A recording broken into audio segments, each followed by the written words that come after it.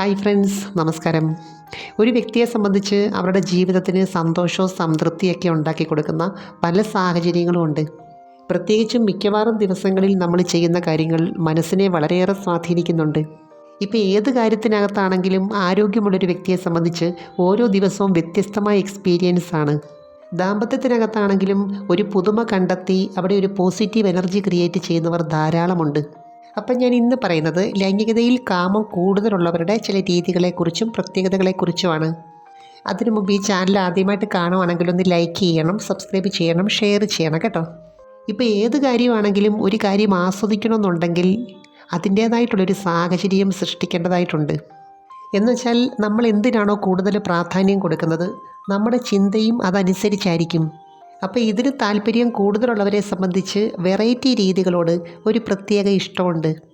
അപ്പോൾ ഇതുമായിട്ട് ബന്ധപ്പെട്ട ഒരു എനർജി ലെവൽ ക്രിയേറ്റ് ചെയ്യാനായി മാറിടത്തിൽ ചെയ്യുന്ന ക്രിയകൾക്ക് വളരെയേറെ പ്രാധാന്യമുണ്ട്. അവിടെ പെരുമാറുന്ന കാര്യങ്ങളെല്ലാം തന്നെ തുടക്കത്തിൽ ചെയ്യുന്നതാണ് കൂടുതലും നല്ലത്. പ്രത്യേകിച്ചും സ്ത്രീ പങ്കാളികളെ സംബന്ധിച്ച് അവർക്കിതിനകത്തൊരു മൂഡ് വരാനായി ഇതൊരുപാട് ഗുണം ചെയ്യും. ഈ സമയത്ത് വിരൽ കൊണ്ടും നാവ് കൊണ്ടും ചെയ്യുന്ന ചില ക്രിയകൾ ബ്രെയിൻ സിസ്റ്റത്തെ കൂടുതലായിട്ടും സ്വാധീനിക്കുന്നുണ്ട്. എന്നാൽ ഇതിൻ്റെ ഫ്രീക്വൻസി എന്ന് പറയുന്നത് ഓരോരുത്തരിലും വ്യത്യസ്തമായിരിക്കും. കാരണം ഇവിടുത്തെ സ്കിന്നുമായിട്ട് ബന്ധപ്പെട്ട് ഹാർഡ് നേച്ചറും സോഫ്റ്റ് നേച്ചറും ഉള്ളവരുണ്ട്. ഇതുമായിട്ട് ബന്ധപ്പെട്ട ഏത് കാര്യം ചെയ്യുമ്പോഴും ഒരു മുൻവിധി ഇല്ലാതിരിക്കുന്നതാണ് നല്ലത്. ഇവിടെയാണ് ഓരോരുത്തരുടെയും ആ ഒരു വ്യത്യസ്തത നമ്മൾ മനസ്സിലാക്കേണ്ടത്. ഇപ്പം നമ്മളൊരു വെറൈറ്റി ചെയ്യുമ്പോൾ ഒരാൾക്ക് മാത്രം ഇഷ്ടമുള്ളതാണെങ്കിൽ അതിനകത്തൊന്നൊരു സംതൃപ്തി രണ്ടു പേർക്കും കിട്ടത്തില്ല. അതുപോലെ സ്ത്രീ പങ്കാളിയെ സംബന്ധിച്ച് അവർക്ക് ഏത് രീതിയാണ് ഇഷ്ടമെന്ന് അവരങ്ങനെ ഓപ്പണായിട്ട് അങ്ങനെ അങ്ങ് തുറന്ന് പറയണമെന്നില്ല. എന്നാൽ ചില കാര്യങ്ങൾ പറയുമ്പോൾ ചെയ്യുമ്പോഴുള്ള റെസ്പോൺസ് ഉണ്ടല്ലോ, അതിൽ നിന്ന് മനസ്സിലാക്കാൻ പറ്റും. ഇപ്പോൾ ഏത് കാര്യമാണെങ്കിലും ഒരാൾ ഏത് രീതിയിൽ പ്രതികരിക്കുന്നു അതനുസരിച്ചിരിക്കും അവരുടെ ആ മൈൻഡ് സെറ്റും. സ്ഥിരമായിട്ട് ബന്ധപ്പെടുന്നവരാണെങ്കിൽ ഒരു മെത്തേഡിൽ നിന്നും മറ്റൊരു രീതിയിലേക്ക് പോകുന്ന ആ ഒരു ഫ്ലെക്സിബിലിറ്റി ഉണ്ടല്ലോ, അത് ഓട്ടോമാറ്റിക്കായിട്ടുണ്ടാവും. എന്നുവെച്ചാൽ ഇതിനകത്തൊന്നും പറഞ്ഞ് ചെയ്യിപ്പിക്കേണ്ട ആവശ്യമില്ല. ആ സമയത്ത് പങ്കാളിയുടെ ശരീരം എന്താണ് ഡിമാൻഡ് ചെയ്യുന്നതെന്ന് അവർക്ക് സെൻസ് ചെയ്യാൻ പറ്റും. ഇപ്പോൾ പൊതുവെയുള്ള പങ്കാളികളുടെ രീതി എന്താണെന്ന് വെച്ചാൽ, ഇപ്പോൾ ഒരാളിൻ്റെ സ്വഭാവത്തിന് നേരെ ഓപ്പോസിറ്റാണ് മറ്റേ ആളിൻ്റെ സ്വഭാവമെങ്കിൽ അവർ തമ്മിൽ അഡ്ജസ്റ്റ് ചെയ്ത് പൊക്കോളും. ഉദാഹരണത്തിന് രണ്ടുപേരും ബോൾഡായിട്ട് പെരുമാറുന്നവരാണെങ്കിൽ വലിയ ബുദ്ധിമുട്ടാണ്. എന്നുവെച്ചാൽ ഓപ്പോസിറ്റ് നേച്ചറുള്ളവർ തമ്മിൽ ആകർഷണം കൂടുതലായിരിക്കും. ഇപ്പോൾ സ്ത്രീകളെ സംബന്ധിച്ച് അവർക്കൊരു സി ടൈപ്പ് പേഴ്സണാലിറ്റി ആണെങ്കിൽ, എന്നുവെച്ചാൽ കുറച്ച് വിധേയത്വം കൂടുതലാണെങ്കിൽ അവർക്ക് ഡോഗി പോസ് നന്നായിട്ട് ആസ്വദിക്കാൻ പറ്റും. എന്നാൽ ഈ ഒരു രീതി ഇഷ്ടപ്പെടുന്ന പുരുഷന്മാരെ സംബന്ധിച്ച് അവർ കുറച്ച് ബോൾഡായിരിക്കും. എന്നാൽ കുറച്ച് ബോൾഡായിട്ടുള്ള സ്ത്രീകളെ സംബന്ധിച്ച് അവർക്ക് കൗഗേൾ പൊസിഷൻ കൂടുതലായിട്ടും ഇഷ്ടപ്പെടാം.